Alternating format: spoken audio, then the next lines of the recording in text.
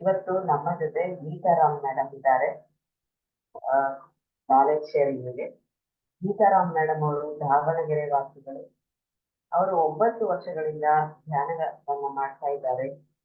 ಇವರು ಗೌರಿಬೀದನೂರವರು, ಸಾರಿ ದಾವಣಗೆರೆಯವರು. ಇವರು ಗೌರಿಬೀದನೂರಿಗೆ ಒಂದು ಫ್ಯಾಮಿಲಿ ಫಂಕ್ಷನ್ ಹೋದಾಗ ಅಲ್ಲಿ ಅವರಿಗೆ ಅವರ ಚಿಕ್ಕಮ್ಮನ ಕಡೆಯಿಂದ ಧ್ಯಾನ ಪರಿಚಯ ಆಗುತ್ತೆ. ಅವತ್ತಿನಿಂದ ಇವತ್ತಿನವರೆಗೂ ಧ್ಯಾನವನ್ನ ಸತತವಾಗಿ ಮಾಡ್ತಾ ಬಂದಿದ್ದಾರೆ. ಮತ್ತೆ ಸೇವೆಗಳನ್ನ ಕೂಡ ಮಾಡ್ತಾ ಇರ್ತಾರೆ. ಕಡತಾಳ ಹೋದ್ರೆ ಧ್ಯಾನ ಮಹಾಚಕ್ರ ಅಲ್ಲಿ ಕೂಡ ಸೇವೆ ಮಾಡ್ತಾರೆ. ಪಿರಮಿಡ್ ವ್ಯಾಲಿ ಹೋದಾಗ ಅಲ್ಲಿ ಕೂಡ ಸೇವೆಯನ್ನ ಮಾಡೋ ಅಭ್ಯಾಸ ಇದೆ ಇವರಿಗೆ. ಮತ್ತೆ ಹಾಗೆ ಇವರ ಮನೆ ಮೇಲೆ ಶಶಿಪ್ರಭಾ ಮರ್ಕಬಾ ಪಿರಮಿಡ್ ಅಂತ ಒಂದು ಪಿರಮಿಡ್ ಕೂಡ ಕನ್ಸ್ಟ್ರಕ್ಷನ್ ಮಾಡಿದ್ದಾರೆ. ಅಲ್ಲಿ ಬರುವವರಿಗೆ ಧ್ಯಾನವನ್ನ ಹೇಳ್ಕೊಡ್ತಾರೆ, ಮತ್ತೆ ಮಂಡಲ ಧ್ಯಾನವನ್ನ ಮಾಡಿಸ್ತಾರೆ. ಧ್ಯಾನಿಗಳು ಬಂದು ಧ್ಯಾನವನ್ನು ಮಾಡಿ ಪ್ರಯೋಜನಗಳನ್ನು ಕೂಡ ಪಡ್ಕೊಂಡಿರ್ತಾರೆ. ಇದು ಇವರ ಕಿರು ಪರಿಚಯ. ಮೇಡಮ್ಗೆ ವೆಲ್ಕಮ್ ಮಾಡೋಣ. ಮೇಡಮ್ ನಮಸ್ಕಾರ, ವೆಲ್ಕಮ್ ಟು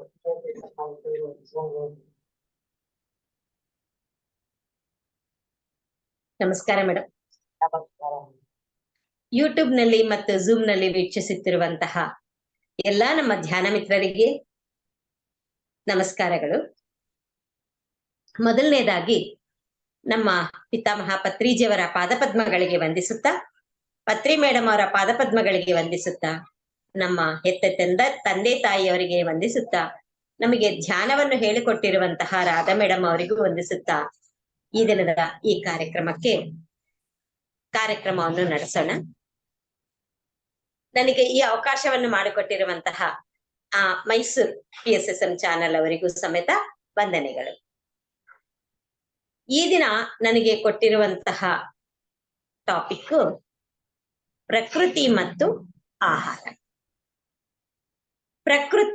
ಪ್ರಕೃತಿ ಅಂದ್ರೆ ಎಲ್ಲರಿಗೂ ಗೊತ್ತಿರುವ ಹಾಗೆ ಪಂಚಭೂತಗಳಲ್ಲಿ ಲೀನವಾಗಿರುವಂಥದ್ದು. ಪಂಚಭೂತಗಳಂದ್ರೆ ಭೂಮಿ, ಆಕಾಶ, ವಾಯು, ಅಗ್ನಿ, ನೀರು, ಜಲ. ಈ 5 ಸೇರಿ ಆಗಿರೋದೆ ಪ್ರಕೃತಿ. ಈ ಪ್ರಕೃತಿಯಲ್ಲಿ ಮುಖ್ಯವಾಗಿ ಭೂಮಿ ಮೇಲೆ ನಾವೆಲ್ಲರೂ, ಎಲ್ಲಾ ಜೀವರಾಶಿಯರು, ಈಗ ನಮಗೆ ದಾಸರು ಹೇಳಿದಾರಲ್ವಾ, 366 ಜೀವರಾಶಿಗಳು, 84 ಲಕ್ಷ ಜೀವರಾಶಿಯರು ನಾವು ಇದೀವಿ ಅಂತ ಅಂದು. ಆ ಜೀವರಾಶಿಯ ಎಲ್ಲರಿಗೂ ನಮ್ಮ ಭೂಮಿ ಆಧಾರವಾಗಿರುತ್ತೆ. ಅದಕ್ಕಾಗಿ ನಮ್ಮ ಭೂಮಿಯಲ್ಲಿ ನಾವೆಲ್ಲ ಇರೋದ್ರಿಂದಾನೇ ನಾವು ತಾಯಿಗೆ ಹೋಲಿಸ್ತೀವಿ, ಭೂತಾಯಿ. ಮೊದಲನೇದು ನಮಗೆ ಏನ್ ಗೊತ್ತಾ, ತಾಯಿ ಯಾರು ಅಂದ್ರೆ ಭೂಮಿ ಮೇಲೆ ನಾವೆಲ್ಲರೂ ಜೀವಿಸ್ತಾ ಇರ್ತೀವಿ. ಆ ಭೂತಾಯಿ ನಮ್ಮನ್ನೆಲ್ಲರೂ ರಕ್ಷಣೆ ಮಾಡ್ತಾಳೆ. ಅದಕ್ಕಾಗಿ ನಾವು ಮೊದಲನೇ ತಾಯಿ ಭೂತಾಯಿ. ಈ ರೀತಿ ನಾವು ಪ್ರಕೃತಿಯಲ್ಲಿ ಬರ್ತೀವಿ. ಈ ಭೂಮಿ ನಮಗೆಲ್ಲರಿಗೂ ಆಹಾರ ಕೊಡುತ್ತೆ. ಅದನ್ನು ಹೆಂಗೆ? ಈ ಪಂಚಭೂತಗಳಿಂದ. ಆಹಾರ ಅಂದ್ರೆ ಅದಕ್ಕೆ ನೀರು ಬೇಕು, ಆಮೇಲೆ ಸೂರ್ಯ ರಶ್ಮಿ ಬೇಕು, ಮತ್ತೆ ಗಾಳಿ ಬೇಕು, ಮತ್ತೆ ಉಷ್ಣತೆನೂ ಬೇಕು. ಇದೆಲ್ಲನೂ ಸೇರಿನೇ ನಮಗೆ ಆಹಾರವನ್ನು ತಯಾರು ಮಾಡ್ಕೊಂತೀವಿ. ಯಾವುದೇ ಆಗ್ಲಿ, ಪ್ರಾಣಿ ಪಕ್ಷಿಗಳಾಗ್ಲಿ, ಮಾನವರಾಗ್ಲಿ, ವೃಕ್ಷಗಳಾಗ್ಲಿ, ಏನೇ ಆಗ್ಲಿ, ಪಂಚಭೂತಗಳಿಂದಾನೇ ನಾವು ತಗಂತೀವಿ ಆಹಾರವನ್ನು. ಅದಕ್ಕಾಗಿನೇ ಈ ಭೂಮಿ ನಮ್ಮನ್ನೆಲ್ಲನೂ ಈ ರೀತಿ ರಕ್ಷಣೆ ಮಾಡುತ್ತೆ. ನಾವೇನ್ ಮಾಡ್ತೀವಿ ಭೂಮಿಗೆ? ನಾವು ಭೂಮಿ ತಾಯಿನ ರಕ್ಷಣೆ ಮಾಡ್ಬೇಕು. ಹೆಂಗ್ ರಕ್ಷಣೆ ಮಾಡ್ಬೇಕು ಅಂದ್ರೆ, ಈಗೆಲ್ಲನೂ ನೀರಿಲ್ಲ ಅಂತಂದು ಬೋರ್ವೆಲ್ಲು ಏನು ಸುಮಾರು 500 ಅಡಿ, 800 ಅಡಿ, 900 ಅಡಿ, 1000 ಅಡಿ ಕೆಳಗೆ ಆಳ ತೆಗೆದು ನಾವು ಬೋರ್ವೆಲ್ ಹಾಕ್ತಿವಿ. ಅದಕ್ಕೆ ಎಷ್ಟು ಆಳವಾಗೋದ್ರೆ ಎಷ್ಟು ಭೂಮಿಗೆ ಎಷ್ಟು ನೋವಾಗುತ್ತಲ್ವಾ? ನಮಗೆ ಆಗ್ಲಿ ಒಂದ್ ಸ್ವಲ್ಪ ಪೆಟ್ಟಾದ್ರೆ ಹೆಂಗಿರುತ್ತೆ, ಆಳವಾಗಿ ಪೆಟ್ಟಾದ್ರೆ ಹೆಂಗಿರುತ್ತೆ, ಆ ರೀತಿ ಇರುತ್ತಲ್ಲ, ಅದನ್ನು ಕಮ್ಮಿ ಮಾಡ್ಬೇಕು. ಆಮೇಲೆ ಪ್ಲಾಸ್ಟಿಕ್ ಎಲ್ಲ ನಾವು ಉಪಯೋಗಿಸ್ತೀವಿ. ಪ್ಲಾಸ್ಟಿಕ್ ಕವರ್ಸ್, ಲೋಟ, ಇವೆಲ್ಲನು ಊಟ ಮಾಡಕ್ಕೆ ಅದಕ್ಕೆ ಅದೆಲ್ಲನೂ ಉಪಯೋಗಿಸಿ ಅದು ಸರಿಯಾಗಿ ನಾವು ವಿಸರ್ಜನೆ ಮಾಡೋದಿಲ್ಲ. ಅದೆಲ್ಲನೂ ಹಂಗೆ ಬಿಡ್ತೀವಿ. ಹಂಗ್ ಬಿಡೋದ್ರಿಂದ ಏನಾಗತ್ತೆ, ಭೂಮಿ ಒಳಗೆ ಸೇರ್ಕೊಳ್ಳುತ್ತೆ. ಅದು ಮಣ್ಣಲ್ಲಿ ಕರಗಲ್ಲ. ಮತ್ತೆ ಅದು ಜಂತುಗಳು ಅದ್ ತಿಂದು ಅದನ್ನು ಆರೋಗ್ಯ ಹಾಳು ಮಾಡ್ಕೊಳ್ಳುತ್ತೆ. ಅದಕ್ಕಾಗಿ ನಾವು ಪ್ಲಾಸ್ಟಿಕ್ ವಿಸರ್ಜನೆ ಮೊದಲನೇದಾಗಿ ನಾವು ಮಾಡ್ಬೇಕು. ಆಮೇಲೆ ತಾಯಿಗೆ ಎಷ್ಟು ಮಕ್ಕಳೇ ಇರ್ಲಿ, ಒಂದು ಮಗುವನ್ನ ಇರ್ಲಿ, 100 ಮಕ್ಕಳನ್ನ ಇರ್ಲಿ, ಎಲ್ಲರೂ ಮಕ್ಕಳೇ ಅಲ್ವಾ. ಆದ್ರೆ ನಾವೇನ್ ಮಾಡ್ತೀವಿ, ಈ ಪ್ರಾಣಿಗಳನ್ನು ಹಿಂಸೆ ಮಾಡಿ ಮನುಷ್ಯರು ಪ್ರಾಣಿಗಳನ್ನು ಹಿಂಸೆ ಮಾಡು ಅದನ್ನು ಊಟಕ್ಕೆ ಸ್ವೀಕರಿಸ್ತಾರೆ. ಅದನ್ನು ನೋವೇ ಅಲ್ವಾ. ತಾಯಿಗೆ ಪ್ರಾಣಿಗಳೂನು ಮಕ್ಕಳೇ, ಮಾನವರು ಮಕ್ಕಳೇ, ವೃಕ್ಷ ಜಾತಿನೂ ಮಕ್ಕಳೇ, ಎಲ್ಲನೂ ಮಕ್ಕಳೇ. ಆ ಮಕ್ಕಳನ್ನು ಹಿಂಸೆ ಮಾಡಿದ್ರೆ ತಾಯಿಗೆ ನೋವಾಗತ್ತೆ. ಅದನ್ನು ನಾವು ಬಿಡ್ಬೇಕು. ಈ ರೀತಿ ನಾವೆಲ್ಲ ಮಾಡೋದ್ರಿಂದ ಏನಾಗತ್ತೆ, ಭೂಮಿಗೆ ನಾವು ರಕ್ಷಣೆ ಕೊಟ್ಟಂಗಾಗತ್ತೆ. ಈ ರೀತಿ ನಾವು ಭೂಮಿನೂ ನಾವು ನಮ್ ತಾಯಿಗೆ ನಾವು ನೋವಾದ್ರೆ ಎಷ್ಟು ನಾವು ನೊಂದ್ಕೊಂತೀವಲ್ಲ, ಅದೇ ರೀತಿ ಭೂಮಿಗೆ ನೋವಾಗ್ಬಾರ್ದು ಅಂತಂದು ನಾವು ತಿಳ್ಕೊಬೇಕು. ಆಮೇಲೆ ಒಂದಂತಸ್ತಿನ ಮೇಲೆ ಅಂತಸ್ತು, ಏನು 25, 30, 60, 70, 100 ಬೆಂಗಳೂರಲ್ಲಂತೂ ಎಲ್ಲ ಕಡೆಗೂನು 80, 90 ಫ್ಲೋರ್ ಮನೆಗಳು. ಈ ರೀತಿ ಎಲ್ಲಾನು ಮಾಡ್ತಾ ಹೋದ್ರೆ ಅಷ್ಟೆತ್ರ ಮನೆ ಬೇಕು ಅಂದ್ರೆ ಅದಕ್ಕೆ ಕರೆಕ್ಟ್ ಆಗಿ ಒಳಗಡೆಗೆ ಎಷ್ಟು ಹೋಗಿರುತ್ತೆ, ಆ ಬ್ಯಾಲೆನ್ಸ್ ಬೇಕು ಅಂತ ಅಂದ್ರೆ. ಹೌದಾ, ಇದೆಲ್ಲನೂ ಒಂದ್ ಸ್ವಲ್ಪ ನಾವು ಕಮ್ಮಿ ಮಾಡ್ಕೊಂಡು ನಮ್ ಭೂತಾಯಿನ ನಾವು ರಕ್ಷಣೆ ಮಾಡ್ಕೋಬೇಕು. ಮತ್ತು ನೀರು, ನಮ್ಮ ಈ ಪ್ರಕೃತಿಯಲ್ಲಿ ನೀರುನು ಒಂದು ಪಂಚಭೂತಗಳಲ್ಲಿ. ಆ ನೀರು ಅಷ್ಟೇ, ನಮಗೆ ಎಷ್ಟು ಬೇಕೋ ಅಷ್ಟು ಬಳಸ್ಕೋಬೇಕು. ವಿಪರೀತವಾಗಿ ಬಳಸಿ ಅದನ್ನು ನಾವು ವೇಸ್ಟ್ ಮಾಡಬಾರ್ದು. ಆಮೇಲೆ ಈ ಫ್ಯಾಕ್ಟ್ರೀಸ್ ಎಲ್ಲ ಇರ್ತಾವಲ್ಲ, ಅದರಲ್ಲಿ ಕಲುಷಿತವಾದಂತಹ ನೀರನ್ನು ನದಿಗಳಿಗೆಲ್ಲ ಬಿಡೋದು ಮಾಡೋದು ಮಾಡ್ತಾರೆ. ಅದನ್ನು ತಪ್ಪು. ನೀರಲ್ಲಿ ಮತ್ತೆ ಕವರು ಅದು ಇದು ಊಟ ಮಾಡಿರೋದು ಅದೆಲ್ಲನೂ ಹಂಗಂಗೆ ಬಿಸಾಕ್ತಾರೆ. ಅದನ್ನು ಮಾಡಬಾರ್ದು. ಅದೆಲ್ಲ ಮಾಡೋದ್ರಿಂದ ಏನಾಗುತ್ತೆ, ನೀರು ಕಲುಷಿತವಾಗುತ್ತೆ. ಆ ಕಲುಷಿತವಾಗಿರುವಂತ ನೀರೇ ನಾವು ನೀರು ಕುಡಿತೀವಿ. ಆವಾಗ ಏನಾಗುತ್ತೆ, ನಮಗೂ ರೋಗಗಳು ಬರುತ್ತೆ. ಅದಕ್ಕಾಗಿ ನಾವು ನೀರಿನ ಸಮೇತನು ಸಂರಕ್ಷಣೆ ಮಾಡ್ಕೋಬೇಕು. ಆ ನೀರು ಹೆಂಗೆ ಈ ನಾವನ್ನ ಫಿಲ್ಟರ್ ಮಾಡಿ ಕುಡಿತೀವಿ, ಜಂತು ಜಾಲಗಳೆಲ್ಲ ಅವೆಲ್ಲ ಏನು ಹಂಗೆ ಡೈರೆಕ್ಟ್ ಹೋಗಿ ಕುಡಿತಾರೆ. ಅದಕ್ಕಾಗಿ ಅದು ತಪ್ಪು, ಅದು ಹಂಗ್ ಮಾಡ್ಬಾರ್ದು. ಆಮೇಲೆ ವಾಯು ಅಂದ್ರೆ ಗಾಳಿ. ಆ ಗಾಳಿನೂ ಅಷ್ಟೇ, ನಾವೇನ್ ಮಾಡ್ತೀವಿ, ಈ ಫ್ಯಾಕ್ಟ್ರಿಯಿಂದ ಬರೋದು ಮಾಡೋದು ಅದೆಲ್ಲನೂ ಹಂಗಂಗೆ ಬಿಟ್ಬಿಡೋದು. ಮತ್ತೆ ಎಲ್ಲಂದ್ರೆ ಅಲ್ಲಿ ಪ್ಲಾಸ್ಟಿಕ್ ಪೇಪರ್ ಅದೆಲ್ಲನು ಸುಡೋದು. ಇದೆಲ್ಲ ಮಾಡಿದ್ರೆ ಏನಾಗುತ್ತೆ, ಗಾಳಿ ಕಲುಷಿತವಾಗುತ್ತೆ. ಮತ್ತೆ ಎಲ್ಲಂದ್ರೆ ಅಲ್ಲಿ ನಾವೆಲ್ಲನು ಕಸ ಬಿಸಾಕೋದು ಮಾಡೋದು, ಅದು ಕೊಳ್ತೋಗಿ ಅದರಿಂದ ಬರೋ ಸ್ಮೆಲ್ ಎಲ್ಲನು ಆ ಗಾಳಿಗೆ ಸೇರ್ಕೊಳ್ಳುತ್ತೆ. ಅದೆಲ್ಲನು ಮತ್ತೆ ನಮ್ಮ ಮೇಲೆನೆ ಬರುತ್ತೆ. ಅದನ್ನು ನಾವು ರಕ್ಷಣೆ ಮಾಡ್ಬೇಕು. ರಕ್ಷಣೆ ಮಾಡ್ಬೇಕಂದ್ರೆ ಏನು, ಅವೆಲ್ಲನೂ ನಾವು ನಿರ್ಮೂಲನೆ ಮಾಡ್ಬೇಕು. ಫ್ಯಾಕ್ಟ್ರಿಗಳೆಲ್ಲೋ ಆದಷ್ಟು ನಮ್ಮ ಊರಿಗೆ ಹತ್ರ ಇರಬಾರ್ದು, ದೂರ ಇರ್ಬೇಕು. ಈ ರೀತಿ ಎಲ್ಲವನ್ನು ನಾವು ಮಾನವರು ನಾವೇ ತಿಳ್ಕೊಂಡ್ರೆ ಆವಾಗ ನಮಗೆ ನಾವೇ ರಕ್ಷಣೆ ಕೊಟ್ಕೊಳಂಗಾಗತ್ತೆ. ಆಮೇಲೆ ಆ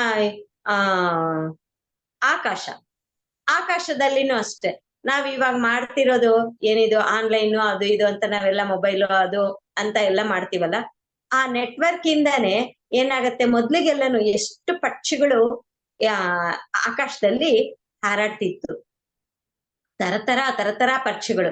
ಇವಾಗ ನೋಡ್ರಿ, ಈ ಇದರಿಂದ ಏನು ಝೂಮು ಇದು ನಾವೆಲ್ಲ ಮೊಬೈಲ್ ಅದೆಲ್ಲ ಯೂಸ್ ಮಾಡ್ತೀವಿ, ಇಲ್ಲ ಅನ್ನಲ್ಲ. ಆದ್ರೆ ವಿಪರೀತ ಆಗಿರೋದಕ್ಕೆ ಏನಾಗತ್ತೆ,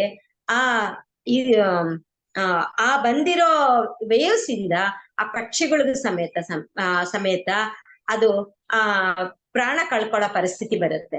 ಅದಕ್ಕಾಗಿನೇ ಹೆಚ್ಚಿನ ತರಹದ ಪಕ್ಷಿಗಳು ಈಗ ನಮಗ್ ಕಾಣೋದೇ ಇಲ್ಲ. ಮಟ್ಟು ಮಾಯನೇ ಆಗಿದೆ ಅಂತ ಅನ್ಸುತ್ತೆ.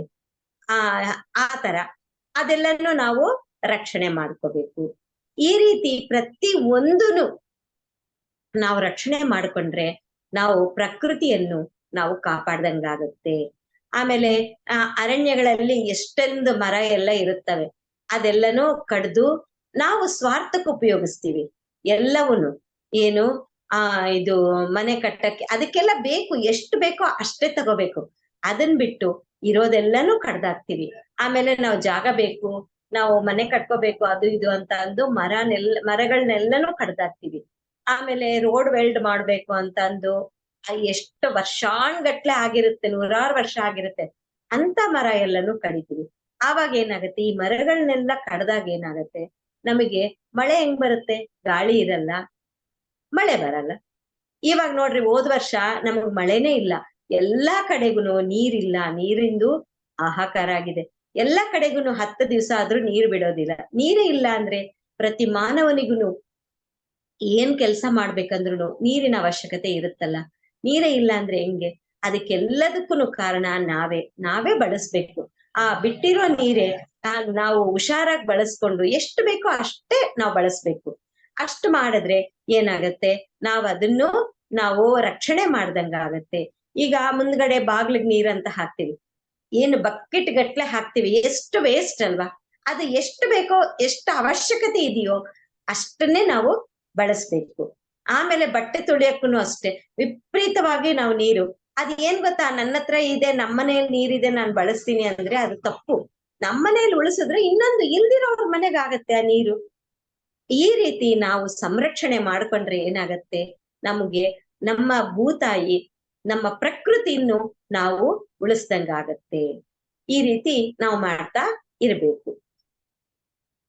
ಹಿಂಗ್ ಮಾಡ್ತಾ ಇದ್ರೆ ಆವಾಗ ಏನಾಗುತ್ತೆ, ನಾವು ಪ್ರಕೃತಿ ಮಾತೆಯನ್ನು, ಭೂಮಾತೆಯನ್ನು ನಾವು ನಾವು ಉಳಿಸ್ಕೊಂತೀವಿ. ಅವ್ರಿಗೆ ನೋವು ಕೊಡದಲ್ಲೇ ಇರೋಂಗೆ ನಾವು ಮಾಡ್ತೀವಿ. ಈ ರೀತಿ ಪ್ರಕೃತಿ ಆಯ್ತು.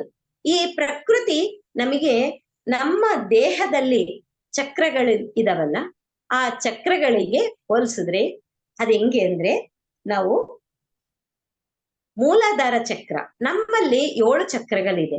7 ಚಕ್ರಗಳು ಯಾವಂದ್ರೆ ಮೂಲಾಧಾರ, ಸ್ವಾದಿಷ್ಠಾನ, ಮಣಿಪೂರಕ, ಅನಾಹತ, ವಿಶುದ್ಧ, ಆಜ್ಞಾ ಚಕ್ರ, ಸಹಸ್ರಾರ ಚಕ್ರ. ಇವು 7 ಚಕ್ರಗಳಿವೆ. 7 ಚಕ್ರಗಳಲ್ಲಿ ನಮಗೆ ಇದು ಹೊಂದಾಣಿಕೆ ಇದೆ ನೋಡಿ. ನಮ್ಮ ಪಂಚಭೂತಗಳಿಗೂ ನಮ್ಮ ದೇಹದಲ್ಲಿರುವ ಚಕ್ರಗಳಿಗೆ. ಮೂಲಾಧಾರ ಚಕ್ರ ಅಂದ್ರೆ ಭೂಮಿ ತತ್ವ. ನಾವು ಕುತ್ಕೊಂತೀವಿ, ನಾವು ಧ್ಯಾನ ಮಾಡ್ತೀವಿ, ಅದೆಲ್ಲನೂ ಭೂಮಿ ತತ್ವಕ್ಕೆ ಸಂಬಂಧಪಟ್ಟಿರೋದು ಮೂಲಾಧಾರ ಚಕ್ರ. ಆಮೇಲೆ ಸ್ವಾದಿಷ್ಠಾನ ಚಕ್ರ, ನೀರು. ಅಲ್ಲಿ ನಾವು ಕುಡ್ದಿರೋ ನೀರು, ಆಮೇಲೆ ಅಲ್ಲಿ ಮೂತ್ರಪಿಂಡಗಳು, ಅಲ್ಲಿ ನಮಗೆಲ್ಲನು ನಮ್ಮ ಒಳಗಡೆ ಇರುವ ಎಲ್ಲಾ ಗರ್ಭಕೋಶಕ್ಕೆ, ಇದಕ್ಕೆಲ್ಲನೂ ನಮಗೆ ಸ್ವಾದಿಷ್ಠಾನ ಚಕ್ರ, ಅಲ್ಲಿಗೆ ಸ್ವಾದಿಷ್ಠಾನ ಚಕ್ರ ಹೊಂದಾಣಿಕೆ ಆಗತ್ತೆ. ಮತ್ತೆ ಮಣಿಪೂರಕ ಚಕ್ರ, ಅಗ್ನಿಗೆ ಅದು ಮಣಿಪೂರಕ ಚಕ್ರ ನಮಗೆ ಈ ಸ್ಥಿತಿಯಲ್ಲಿ ಇರುತ್ತೆ, ಅದು ಅಗ್ನಿ ತತ್ವಕ್ಕೆ ಸಂಬಂಧ. ಅನಾಹತ ಚಕ್ರ ವಾಯು ತತ್ವಕ್ಕೆ, ನಮ್ಮ ಉಸಿರಾಡೋದು ಮಾಡೋದು ನಾವೆಲ್ಲ ಇಲ್ಲಿ ಇದು ಲಂಗ್ಸ್ ಇರುತ್ತಲ್ಲ, ಅಲ್ಲಿಗೆ ವಾಯು ತತ್ವಕ್ಕೆ ಅಲ್ಲಿ ಸಂಬಂಧ. ಆಮೇಲೆ ವಿಶುದ್ಧಿ ಚಕ್ರ, ಅದು ಆಕಾಶ ತತ್ವಕ್ಕೆ ಸಂಬಂಧ. ಈ ರೀತಿ ನಮ್ಮ ದೇಹದಲ್ಲೇ ನಮ್ಮ ಪ್ರಕೃತಿಯೆಲ್ಲನೂ ಒಳಗಿದೆ, ಎಲ್ಲಾದ್ರಲ್ಲಿನೂ ಒಳಗಿದೆ ಅಂತ ಅಂದು ನಮಗೆ ನಮ್ಮ ಗುರುಗಳು ಹೇಳ್ಕೊಟ್ಟಿದಾರಲ್ವಾ. ಆ ರೀತಿನೇ ನಾವೆಲ್ಲ ತಿಳ್ಕೊಂತ ಹೋದ್ರೆ ನಮ್ಮ ದೇಹಕ್ಕೂ ಪ್ರಕೃತಿಗೂ ಅವಿನಾಭಾವ ಸಂಬಂಧ ಅದ್ಭುತವಾಗಿ ಇದೆ ಅಂತಾನೆ ನಾವು ಹೇಳಬಹುದು. ಆಮೇಲೆ ಈಗ ಇನ್ನೊಂದು ಆಹಾರ ವಿಷಯಕ್ಕೆ ಬರೋಣ. ಈಗ ಭಗವಂತನ ಪ್ರೇರಣೆಯಿಂದ ಭೂಮಿ ಮೇಲೆ ಚರಾಚರ ಸೃಷ್ಟಿ 4 ವಿಧವಾಗಿ ವಿಭಜನೆಗೊಂಡಿದೆ ನಮ್ಮ ಭಗವಂತನ ಸೃಷ್ಟಿ ಮೇಲೆ. ಅದು ಏನು ಅಂದ್ರೆ ಜರಾಯುಜಗಳು, ಅಂಡಜಗಳು, ಶ್ವೇದಜಗಳು, ಉದ್ಬೀಜಗಳು ಅಂತಂದು 4 ತರ ನಮಗೆ ವಿಭಜನೆಗೊಂಡಿದೆ. ಇವಾಗ ಜರಾಯುಜಗಳು ನೋಡೋಣ. ಗರ್ಭದಲ್ಲಿ ಪಿಂಡವನ್ನು ಆವರಿಸಿ ಹುಟ್ಟಿರುವುದು ಜರಾಯುಜಗಳು ಅಂದ್ರೆ ಮಾನವಗಳು, ಆಮೇಲೆ ಪಶುಗಳು. ನಾವೆಲ್ಲನೂ ಗರ್ಭದಿಂದಾನೇ ಹೊರಗ್ ಬರ್ತೀವಲ್ಲ, ನಾವೆಲ್ಲನೂ ಏನಾಗುತ್ತೆ ಅಂದ್ರೆ ಜರಾಯುಜಗಳು ಅಂತ ನಮ್ಮನ್ನೆಲ್ಲನು ಕರೀತಾರೆ. ಆಮೇಲೆ ಅಂಡಜಗಳು, ಈ ಅಂಡಜಗಳು ಅಂದ್ರೆ ಮೊಟ್ಟೆಯಿಂದ ಹುಟ್ಟೋವು. ಅವು ಏನು ಪಕ್ಷಿಗಳು, ಹಾವು, ಇವಾಗ ಕೋಳಿ ಇಂಥವೆಲ್ಲ ಇರುತ್ತಲ್ಲ, ಇವೆಲ್ಲನು ಅಂಡಜಗಳು ಅಂತ ಅಂದು ಅದು ಹೆಸರು ಬಂದಿದೆ. ಆಮೇಲೆ ಶ್ವೇದಜಗಳು, ಬೆವರಿನಿಂದ ಹುಟ್ಟಿರುವುದು ಶ್ವೇದಜಗಳು. ಅವು ಏನಂದ್ರೆ ಸೊಳ್ಳೆ, ತಿಗಣೆ ಮುಂತಾದವು, ಇಂಥವೆಲ್ಲನು ಶ್ವೇದಜಗಳು. ಆಮೇಲೆ ಉದ್ಬೀಜಗಳು, ಬೀಜವನ್ನು ಒಡೆದು ಜನ್ಮಿಸುವುದು ಅಂದ್ರೆ ವೃಕ್ಷಗಳು, ಬಳ್ಳಿಗಳು ಇಂಥವೆಲ್ಲನು ಈ ಏನಂತಾರೆ ಉದ್ಬೀಜಗಳು ಅಂತ ಅಂತಾರೆ. ಈ ರೀತಿ ನಮ್ಮ ಸೃಷ್ಟಿಯಲ್ಲಿ 4 ತರ ನಮಗೆ ಇದು ಇದೆ. ಏನದು ನಾವು ಹುಟ್ಟಿರೋದೆಲ್ಲನೂ ಆ ರೀತಿ ಅದೇ. ಮೊದಲು 3 ಚರ ಸೃಷ್ಟಿ, ಮೊದಲು 3 ಚರ ಸೃಷ್ಟಿ, 4ನೇದು ಅಚರ ಸೃಷ್ಟಿ. ಚರ ಸೃಷ್ಟಿ ಅಂದ್ರೆ ಸೃಷ್ಟಿಯಿಂದ ಎಲ್ಲ ಬಂದ, ಇದು ಆಚರ ಸೃಷ್ಟಿ, ಬೀಜಗಳಿಂದ ಬಂದಿರೋದು. ಆದ್ರೆ ಈ ಮೊದಲು ಚರ ಸೃಷ್ಟಿ ಹೆಂಗೆ ಅಂದ್ರೆ ಚಲಿಸುತ್ತೆ ಇವೆಲ್ಲನು. ಇವಾಗ ಏನ್ ಗೊತ್ತಾ, ಈ ಮನುಷ್ಯರು, ಆಮೇಲೆ ಇವು ಪಶುಗಳು, ಇವೆಲ್ಲನೂ ಒಂದು ಕಡೆಯಿಂದ ಒಂದು ಕಡೆಗೆ ಚಲಿಸುತ್ತೆ.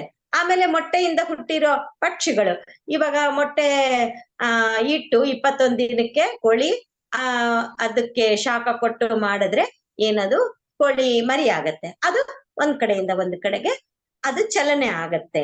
ಆಮೇಲೆ ಹಾವು ಅಷ್ಟೇ, ಅದು ಮೊಟ್ಟೆ ಒಡೆದ್ಮೇಲೆ ಅದು ಚಲನೆ ಆಗತ್ತೆ ಅದು. ಆಮೇಲೆ ಶ್ವೇದಜಗಳು, ಇವು ಬೆವರಿನಿಂದ ಬರೋದು, ಸೊಳ್ಳೆ, ತಿಗಣಿ ಇವೆಲ್ಲನೂ ಅಷ್ಟೇ ಒಂದ್ ಕಡೆಯಿಂದ ಒಂದ್ ಕಡೆಗೆ ಸಂಚಾರ ಮಾಡತ್ತೆ, ಆಹಾರಕ್ಕಾಗ್ಲಿ ಏನಕ್ಕನ್ನಾಗ್ಲಿ ಮಾಡತ್ತೆ. ಅದಕ್ಕೆ ಇವಕ್ಕೆ ಏನಂತಾರೆ ಅಂದ್ರೆ ಚರ ಸೃಷ್ಟಿ ಇವು. ಇನ್ನೊಂದು ಅಚರ ಸೃಷ್ಟಿ. ಅಚರ ಸೃಷ್ಟಿ ಅಂದ್ರೆ ಒಂದ್ ಕಡೆಯಿಂದ ಇನ್ನೊಂದ್ ಕಡೆಗೆ ಹೋಗಲ್ಲ. ಅದೇನು ವೃಕ್ಷಗಳು, ಬಳ್ಳಿಗಳು ಇವು ಒಂದ್ ಕಡೆ. ಇವಾಗ ನಾವಿಲ್ಲಿ ಒಂದು ಗಿಡ ನೆಟ್ರೆ ಅದು ಮರ ಆಗತ್ತೆ ಹೊತ್ತು ಈ ಜಾಗನ್ ಬಿಟ್ಟು ಇನ್ನೊಂದ್ ಜಾಗಕ್ಕೆ ಹೋಗಲ್ಲ ಅದು. ಯಾಕೆಂದ್ರೆ ಅದಕ್ಕೆ ಚಲಿಸುವ ಶಕ್ತಿ ಅದಕ್ಕಿಲ್ಲ. ಈ ರೀತಿ ನಾವು ತಿಳ್ಕೊಂಡಿದೀವಿ. ಈ ಭೂಮಿ ಮೇಲೆ ಈ ರೀತಿ ನಾವೆಲ್ಲನೂ ಏನ್ ಗೊತ್ತಾ, ನಮ್ಗೆ ಆಹಾರ ಬೇಕಂದ್ರೆ ಒಬ್ರ ಮೇಲೆ ಡಿಪೆಂಡ್ ಆಗ್ತೀವಿ. ಏನು ನಾವಾಗ್ಲಿ, ಆಮೇಲೆ ಪಶುಗಳಾಗ್ಲಿ, ಆಮೇಲೆ ಜಂತುಗಳಾಗ್ಲಿ, ಇವೆಲ್ಲನೂ ಒಬ್ರ ಮೇಲೊಬ್ರು ನಾವು ಡಿಪೆಂಡ್ ಆಗ್ತೀವಿ. ಆದ್ರೆ ಅಚರ ಸೃಷ್ಟಿಯಲ್ಲಿರುವಂತಹ ಆ ವೃಕ್ಷಗಳು ಅವು ಒಬ್ರ ಮೇಲೆ ಡಿಪೆಂಡೇ ಆಗಲ್ಲ. ಇನ್ನು ನಾವು ಅದ್ರ ಮೇಲೆ ಡಿಪೆಂಡ್ ಆಗ್ತೀವಿ. ಆ ವೃಕ್ಷದಲ್ಲಿ ಬಿಟ್ಟಿರುವಂತ ಹಣ್ಣು, ಕಾಯಿ ಇದೆಲ್ಲನೂ ನಾವು ತಿಂದು ನಮ್ಗೆ ಆಹಾರವಾಗಿ ನಾವು ತಗಂತೀವಿ.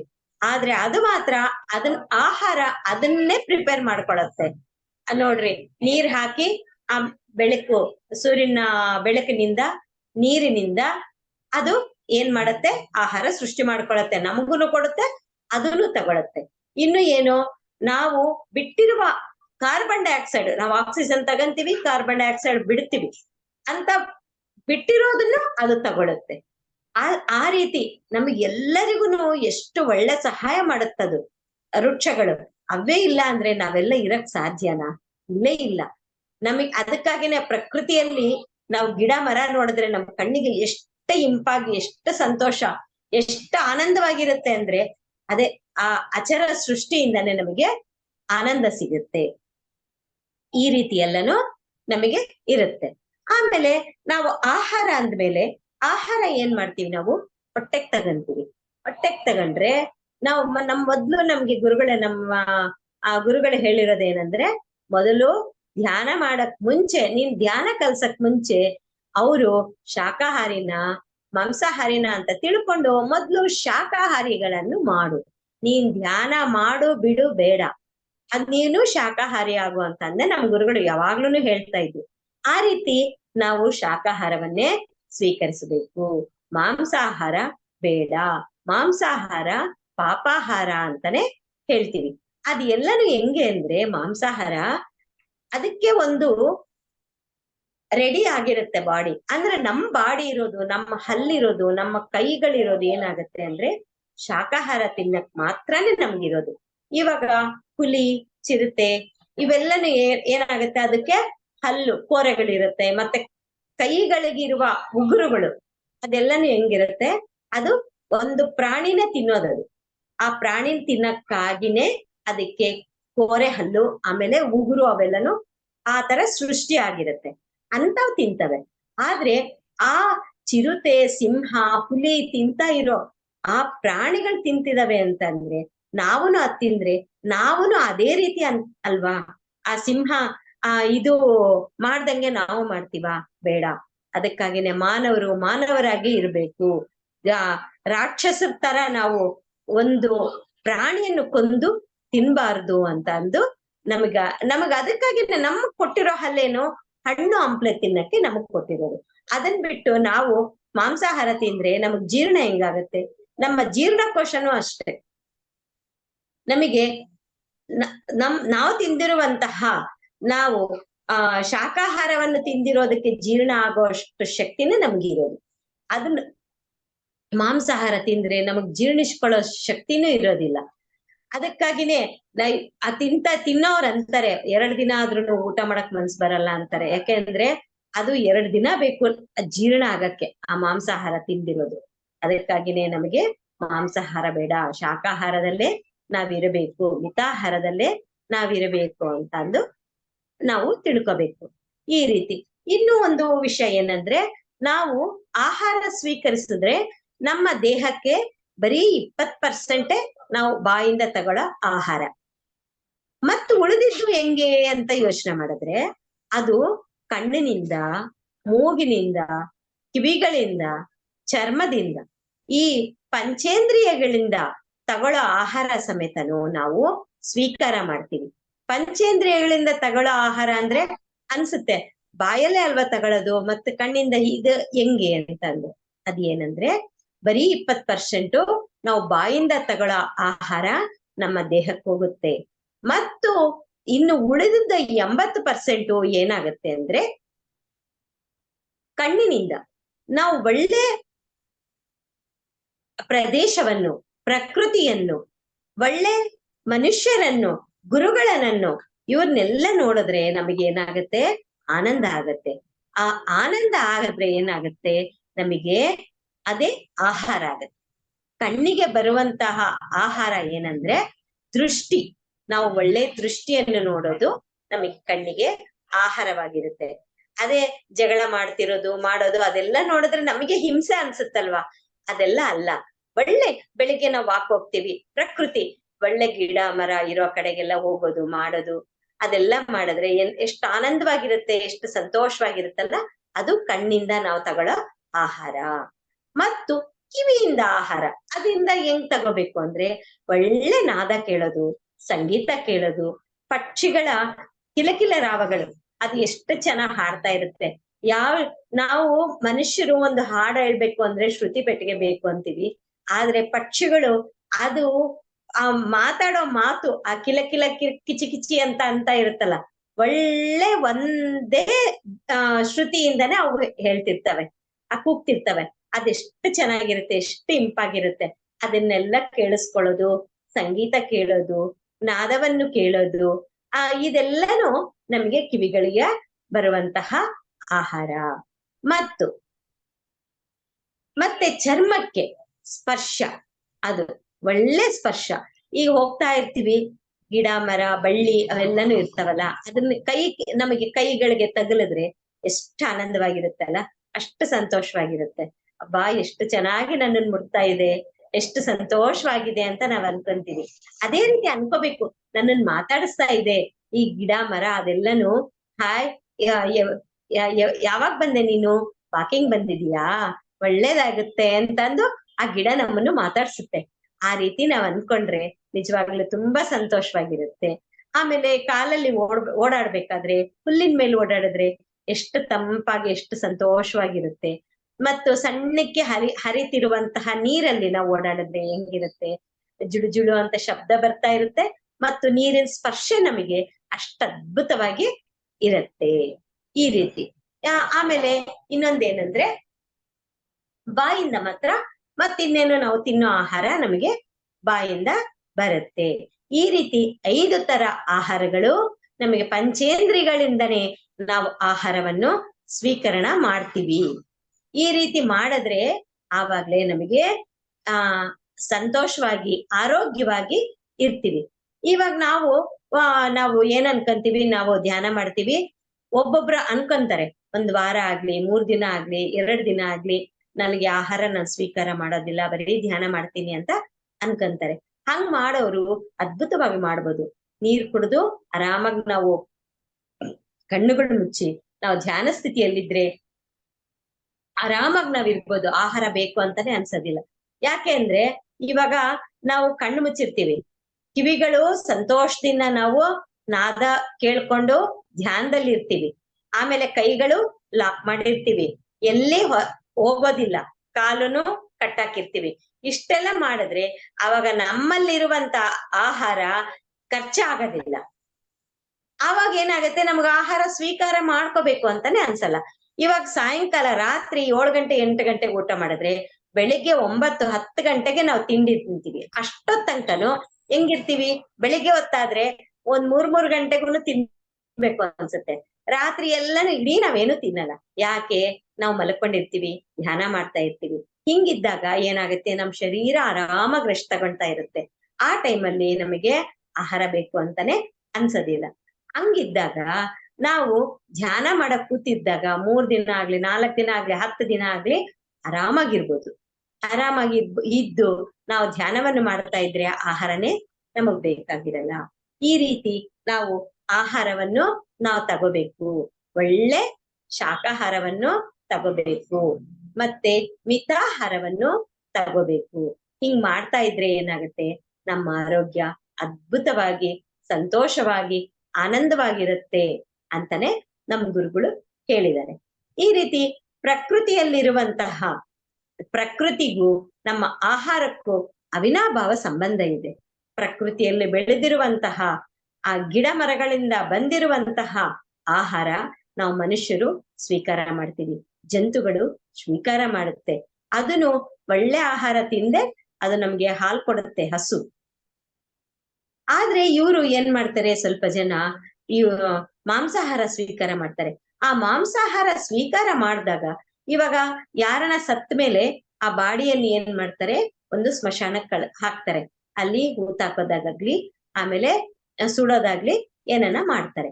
ಆದ್ರೆ ಇವ್ರು ಏನ್ ಮಾಡ್ತಾರೆ, ಪ್ರಾಣಿಗಳನ್ನು ಕೊಂದು ಅವ್ರು ತಿಂದಾಗ ಅವ್ರ ಹೊಟ್ಟೆ ಏನಾಗುತ್ತೆ, ಅದು ಒಂದು ಸ್ಮಶಾನ ಆಗುತ್ತೆ. ಇದು ಈ ಸ್ಮಶಾನ ಎಂಬ ನಮ್ಮ ಹೊಟ್ಟೆನ ಯಾಕೆ ಸ್ಮಶಾನ ಮಾಡ್ಕೋಬೇಕು, ಇದು ತುಂಬಾ ತಪ್ಪು ಅಂತ ಅಂದೆ ತಿಳ್ಕೊಂಡು ನಾವು ಶಾಕಾಹಾರಿಗಳು ಆಗ್ಬೇಕು. ಆದ್ರೂ ಇವ್ರು ಏನ್ ಮಾಡ್ತಾರೆ ಗೊತ್ತಾ, ಆ ಸತ್ತಿರೋ ಪ್ರಾಣಿನ ತಿನ್ನಲ್ಲ, ಬದುಕು ಚೆನ್ನಾಗಿರೋ ಪ್ರಾಣಿನೋ ಹಿಂಸೆ ಮಾಡಿ ಕೊಂದು ತಿಂತಾರೆ. ಇದು ಇನ್ನೂ ದೊಡ್ಡ ತಪ್ಪು. ಆಮೇಲೆ ಏನ್ ಗೊತ್ತಾ, ಇವ್ರು ಮಾಡೋದು ಒಳ್ಳೆ ಇದು ಏನದು, ಕೋಳಿ, ಮೇಕೆ, ಕುರಿ ಇಂಥವು ಅವೆಲ್ಲನೂ ಶಾಕಾಹಾರಿ ಪಾಪ, ಅದು ಏನು ತಿನ್ನಲ್ಲ ಅಂತ ಅದನ್ನು ಕೊಲ್ತಾರೆ. ಯಾಕೆ? ಈ ತಿನ್ನೋರು ಬೆಕ್ಕು, ನಾಯಿ, ಹಾವು ಇಂಥವೆಲ್ಲನೂ ತಿನ್ಬೋದಲ್ಲ, ಅದೆಲ್ಲನೂ ಏನೇನೋ ತಿಂದಿರುತ್ತೆ. ಆದ್ರೆ ಅಂತ ಪ್ರಾಣಿಗಳು ಬೇಡ, ಇಂಥವೇ ಬೇಕು. ಅವ್ರಿಗ್ ಮಾತ್ರ ಶಾಕಾಹಾರಿ ಪ್ರಾಣಿಗಳು ಬೇಕು, ಆ ತಿನ್ನೋರು ಮಾತ್ರ ಶಾಕಾಹಾರಿಗಳು ಆಗಬಾರ್ದಾ? ಇದು ತುಂಬಾ ತಪ್ಪು. ಇದೆಲ್ಲ ಮಾಡಿದ್ರೆ ಏನಾಗತ್ತೆ, ನಮ್ಮ ಭೂತಾಯಿಗೆ ನೋವಾಗತ್ತೆ. ನನ್ನ ಮಕ್ಕಳನ್ನೆಲ್ಲನು ಇವ್ರೆಲ್ಲಾನು ಎಷ್ಟು ಹಿಂಸೆ ಮಾಡ್ತಾರೆ ಅಂತಂದೆ. ಅದಕ್ಕಾಗಿನೇ ಆರೋಗ್ಯ ಎಲ್ಲ ಕೆಡೋದು. ಇವಾಗ ಕೊರೋನಾ ಬಂದಿದ್ದು ಏನಕ್ಕೆ, ಈ ರೀತಿ ಹೆಚ್ಚಿಗೆ ಆಗಿ ಒಂದಿಷ್ಟು ಜನನ್ನು ಸಾಯಿಸ್ಬಿಡೋಣ ಅಂತಾನೆ ಭೂಮಿಗೆ ಬೇಜಾರಾಗಿ, ಪ್ರಕೃತಿಗೆ ಬೇಜಾರಾಗಿನೇ ಆ ಕೊರೋನಾ 2 ಸರ್ತಿ ಬಂದು ಆ ಲಕ್ಷಾನ್ಗಟ್ಲೆ ಜನ ಎಲ್ಲನೂ ಹೋಗಿರೋದು. ಯಾಕೆ? ನಾವು ಮಾಡಿರೋದು ತಪ್ಪು ನಾವೇ ಅನುಭವಿಸ್ತೀವಿ. ಈ ರೀತಿ ಆಗತ್ತೆ. ಆಮೇಲೆ ಸುನಾಮಿ ಬರುತ್ತೆ, ಸುನಾಮಿ ಬಂದಾಗ ಎಷ್ಟೊಂದ್ ಜನ ಹೋಗ್ತಾರೆ. ಇವೆಲ್ಲ ಏನಕ್ಕೆ? ಅದಕ್ಕೆ ಹಿಂಸೆ ಆಗಿ ನನ್ನನ್ನು ಎಷ್ಟು ನೋವು ತಿನ್ನಿಸ್ತಿದಾರಲ್ವಾ, ಆಗ್ಲಿ ಇವ್ರಿಗೂನು ಮಾಡ್ತೀನಿ ಅಂತ ಅಂದು ಅವ್ರಿಗೆ ರಚ್ಚಗೆದ್ದು ನಮಗೆ ಪ್ರಕೃತಿ ಈ ರೀತಿ ಮಾಡ್ತಾ ಇರುತ್ತೆ. ಮತ್ತು ಈ ದಿನ ಹನುಮನ್ ಜಯಂತಿ ಆಗಿರೋದ್ರಿಂದ ಎಲ್ಲರಿಗೂ ಹನುಮನ್ ಜಯಂತಿಯ ಶುಭಾಶಯಗಳನ್ನು ಹೇಳ್ತಾ ಇದ್ದೀನಿ. ನನಗೆ ಇಷ್ಟೊತ್ತ ತನಕನೂ ಹೇಳಕ್ಕೆ ಅವಕಾಶ ಮಾಡಿಕೊಟ್ಟಿರುವಂತಹ ನಮ್ಮ ಮೈಸೂರು PSSM ಚಾನೆಲ್ ಅವರಿಗೆ ಅನಂತ ಧನ್ಯವಾದಗಳು. ಇದು ಮೇಡಮ್ ಸೋ ಮಚ್. ಒಳ್ಳೆ ವಿವರಣೆ ಇತ್ತು. ಆಹಾರ ಮತ್ತು ಪ್ರಕೃತಿ, ಪ್ರಕೃತಿಯಿಂದಲೇ ನಮ್ಗೆ ಆಹಾರ. ಸೊ ಇದು ಉತ್ತಮವಾಗಿತ್ತು. ನಿಮ್ಮ ಸ್ಪೀಚ್ ಸ್ಪಷ್ಟವಾಗಿತ್ತು. Thank you so much madam. Masters, ನಿಮ್ಮ ಥ್ಯಾಂಕ್ ಯು. ಮಾಸ್ಟರ್ಸ್, ನಿಮ್ಮ ಅನುಭವಗಳೇನಾದ್ರೂ ಇದ್ರೆ ಹಂಚ್ಕೊಳ್ಳಿ. ಮತ್ತು ಮೇಡಮ್ ಮಾತಾಡಿರೋದ್ರ ಬಗ್ಗೆ ನಿಮ್ಮ ಅನಿಸಿಕೆಗಳನ್ನು ಕೂಡ ಶೇರ್ ಮಾಡ್ಕೋಬಹುದು. ಇನ್ನೊಂದು 5 ನಿಮಿಷ ಟೈಮ್ ಇದೆ, ಮತ್ತೆ ನಾವು ಮೆಡಿಟೇಷನ್ಗೆ ಹೋಗೋಣ.